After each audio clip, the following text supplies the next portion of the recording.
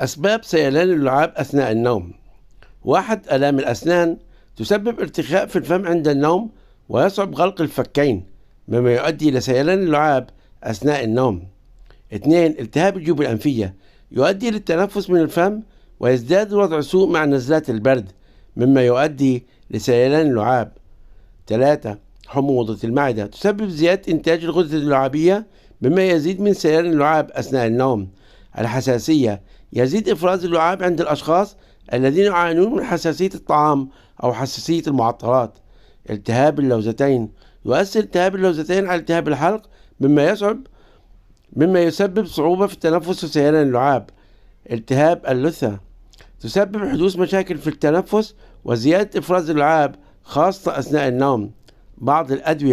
تزيد بعض الأدوية من سيلان اللعاب مثل أدوية الاكتئاب وبعض المسكنات. الأمراض العصبية تسبب صعوبة في التحكم في إشارة المخ مثل العصب السابع والزهايمر وقد تؤدي لسيلان اللعاب. ارتجاع المريء يسبب ارتجاع المريء سيلان اللعاب، وذلك بسبب أن المريء لا يتحكم في السوائل الموجودة في المعدة.